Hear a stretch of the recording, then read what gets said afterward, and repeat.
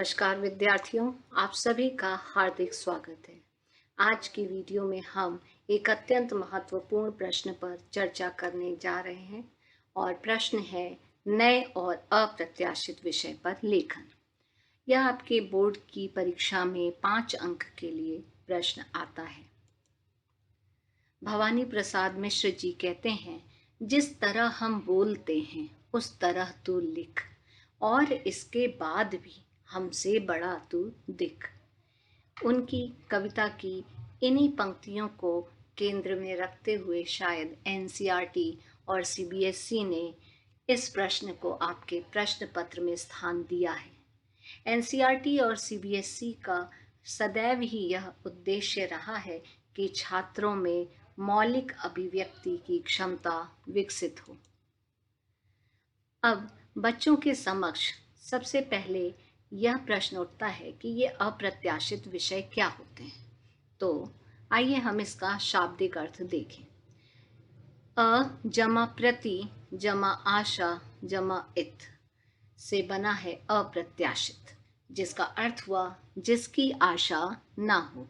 सरल शब्दों में कहें तो ऐसे विषयों पर लिखना जिनकी आपको आशा ही ना हो कि ये विषय परीक्षा में आ सकते हैं। उन विषयों पर लेखन ही अप्रत्याशित विषयों पर लेखन कहलाता है। अब प्रश्न उठता है कि ये पारंपरिक विषयों से कैसे अलग होते हैं। आपने अभी तक की कक्षाओं में सदैव कुछ सामान्य विषयों पर ही लेखन कार्य किया होगा। कभी कोई राजनीतिक विषय आ जाते हैं, कभी कोई सामाजिक विषय आ जाता है।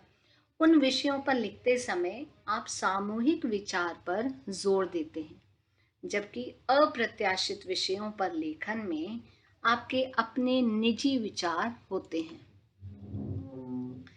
जिन विचारों को कह डालना हमारे लिए कठिन नहीं होता, अर्थात मौखिक अभिव्यक्ति सरल है, परंतु अगर उन्हें लिख डालने का निमंत्रण दे दिया जाए तो वही विचार अभिव्यक्ति एक चुनौती की तरह लगने लगती है। इसका मुख्य कारण यह है कि हम में से ज्यादातर लोग आत्मनिर्भर होकर लिखित रूप में अभिव्यक्ति का अभ्यास नहीं करते। अब अगर मैं आप लोगों से ही पूछूं कि आप मान लीजिए मेले में गए या आप सड़क से गुजर रहे हैं, तो वहाँ पर कोई घटना घटी या वहाँ आपने जो भी दृश्य देखा या जो भी अनुभव किया, उसे जब आप अपने घर लौटते हैं तो अपने अभिभावकों के समक्ष आसानी से अभिव्यक्त कर देते हैं।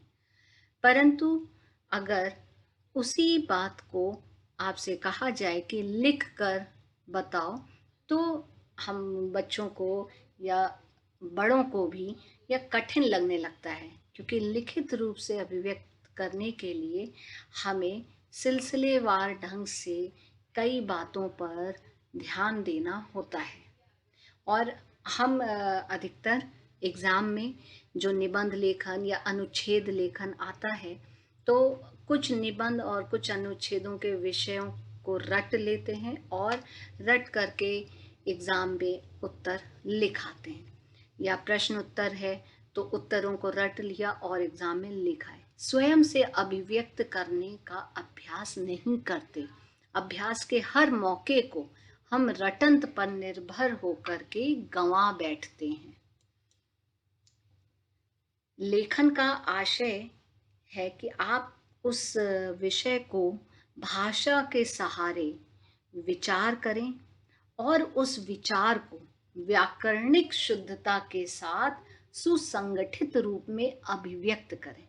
लेखन का आशय कदापि यांत्रिक हस्त कौशल नहीं है।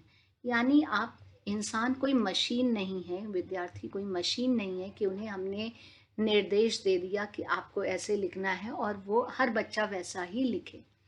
हर व्यक्ति, हर विद्यार्थी अपने आप में अनूठा होता है, अनोखा होता है, उसकी सोच अलग होती है, उसके अनुभव अलग होते हैं।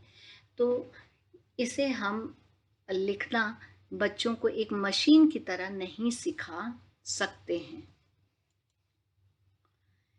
सीबीएसई ने विद्यार्थियों में मौलिक लेखन की प्रतिभा का विस्तार करने के उद्देश्य से ही हिंदी के प्रश्न पत्र में परंपरागत रूप से निबंध लेखन के प्रश्न की जगह अप्रत्याशित विषय पर लेखन को स्थान दिया है।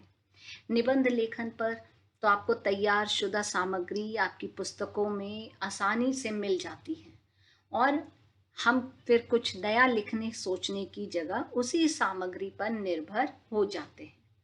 मौलिक प्रयास एवं अभ्यास को बाधित करने वाली यह निर्भरता हमारे अंदर लिखित अभिव्यक्ति की क्षमता विकसित नहीं होने देती और हम एक रट्टू तोता की तरह हो जाते हैं।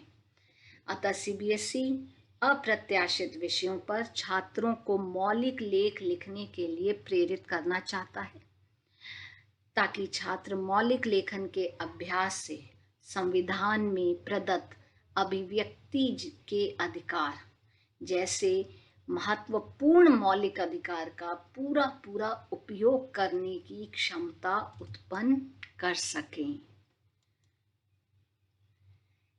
अब ऐसे लेखन के लिए विषय क्या आते हैं? बच्चों के दिमाग में दूसरा प्रश्न यही आता है। तो ऐसे लेखन के लिए जो विषय दिए जाते हैं उनकी संख्या अपरिमित है, असंख्य है। कोई भी विषय हो सकते हैं, आपकी रोज़मर्रा की ज़िंदगी से जुड़े हुए हो सकते हैं, किसी तर्क विचार प्रक्रिया पर आधारित हो सकते हैं, कोई विषय आपकी स्मृति आपके अनुभव पर आधारित हो सकते हैं, कोई विषय आपके सैद्धांतिक नज़रिए को जांचने के लिए भी हो सकते हैं। अगर ऐसे विषयों को लिखते समय कभी निबंध, कभी संस्मरण तो कभी रेखा चित्र की विधा का आप प्रयोग कर सकते हैं। सीबीएसई ने इसे एक सामान्य प्रश्न अप्रत्याशित विषय पर लेख का नाम दिया है, लेकिन यह विषय पर निर्भर होगा कि उस विषय को आप किस विधा में लिखना चाहते हैं। आप किसी भी विधा का प्रयोग करें, बस शर्त यह है कि वह मौलिक लेखन हो। अब लेख लिखने के लिए फॉर्मूला नहीं सिखाया जा सकता है, या यूं कहिए कि ऐसा कोई फॉर्मूला आज तक दुनिया में बना ही नहीं है। अगर फॉर्मूला होता तो कंप्यूटर हमारे मुकाबले बेहतर लेखक साबित हो सकते थे, परंतु फिर भी हम कुछ बातों का ध्यान रख करके अपने लेखन में उत्तरोत्तर प्रगति कर सकते हैं। कहा भी गया है, करत करत अभ्यास के जड़मति होत सुजान।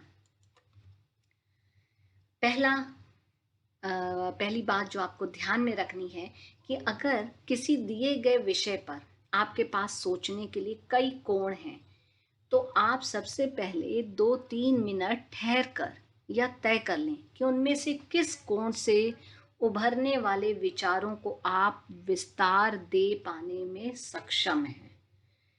इसके पश्चात जब आपने यह सोच लिया कि मैं इस विषय को इस दृष्टिकोण से लिखूंगा, हो सकता है आप उस विषय को दर्शन से जोड़ दें, हो सकता है उस विषय को आप अपने अनुभव से जोड़ दें।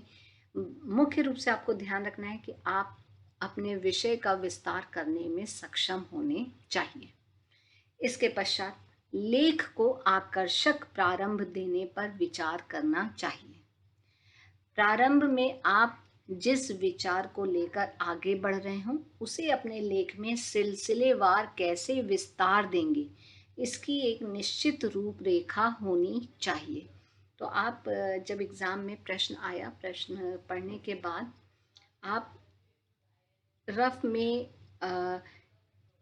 कीवर्ड्स लिख लें कि आप इस लेख को अगर 4 अनुच्छेद में लिख रहे हैं तो प्रत्येक अनुच्छेद में आप उस विषय के किस पक्ष के बारे में बताएंगे, और उसके बाद फिर आप उस पर थोड़ा और विचार चिंतन करिए और तत्पश्चात ही लिखना प्रारंभ कीजिए। अगली बात जो बहुत ही महत्वपूर्ण है, सुसंबद्धता। चूंकि अप्रत्याशित विषयों पर लेख के लिए कोई निश्चित नियम नहीं है, इसलिए इस लेख में विचारों के मध्य सुसंबद्धता बनाए रखना और भी अधिक आवश्यक हो जाता है। अर्थात प्रारंभ से लेकर अंत तक लेख के मध्य विचारों में संबंध, तारतम्यता का होना आवश्यक है कि विचार जो आप लिख रहे हैं उनमें आपस में जुड़ाव होना चाहिए। विचारों का सुसंगत भी होना चाहिए, अर्थात कि उसमें तर्क होना चाहिए। तो विवरण विवेचन के सुसंबद्ध होने के साथ साथ उसका सुसंगत होना भी अच्छे लेखन की एक खासियत है। अर्थात अगर आपकी दो बातें आपस में ही एक दूसरे का खंडन कर रही हों, तो यह लेखन की ही नहीं बल्कि किसी भी तरह की अभिव्यक्ति का एक अक्षम्य दोष है। अब इन दोनों बातों को हम एक उदाहरण से समझते हैं। मौसम की चर्चा कर रहे हैं और आप चर्चा करते करते एक राजनीति पर आ गए, और राजनीति की बात करने का कोई ठोस आधार आपने नहीं दिया है, और आप एकदम से राजनीति की बात कर रहे हैं बिना किसी आधार के, तो वह लेख सार्थक नहीं रह जाता है, उसमें संबद्धता का अभाव दिखाई देता है। इसी तरह से मौसम की चर्चा करते हुए आपने किसी खास दिन, समय और स्थान के मौसम को खुशगवार बताया और दूसरी बार उबाऊ, तो यह बात भी असंगत जान पड़ेगी। अगली महत्वपूर्ण बात है कि अप्रत्याशित विषय में मैं शैली का प्रतिरोध नहीं होता है। सामान्यतः निबंधों या आलेखों में मैं शैली का प्रयोग वर्जित होता है। वहीं इस तरह के लेखन में मैं की आवाजाही बेरोक टोक चल सकती है। यहाँ विषय की प्रकृति में ही निहित होता है कि लेख में व्यक्त विचारों में आत्मनिष्ठता और लेखक के व्यक्तित्व की छाप होगी। अब ये कुछ उदाहरण हैं जो कि अप्रत्याशित विषय के अंतर्गत आ सकते हैं। आप इन विषयों पर अभ्यास करिए, लिखिए, क्योंकि कहा ही गया है, करत करत अभ्यास के जड़मति होत सुजान। विषय हो सकते हैं बारिश बिन छतरी, काश मैं पंछी होता या होती, इम्तिहान के दिन, लॉकडाउन और ऑनलाइन शिक्षण, धारावाहिकों में स्त्री, बचपन, बहुत ज़रूरी है शिक्षा। ये मैंने कुछ उदाहरण दिए हैं। आप कम से कम इन विषयों पर ही लिखना शुरू करिए, ताकि धीरे धीरे आप अपनी लिखित अभिव्यक्ति को बिना किसी अवरोध के, बिना किसी झिझक के व्यक्त कर सकें। धन्यवाद। आशा है कि आप इस प्रश्न में पूर्ण अंक लाएंगे और निरंतर अभ्यास करेंगे। धन्यवाद।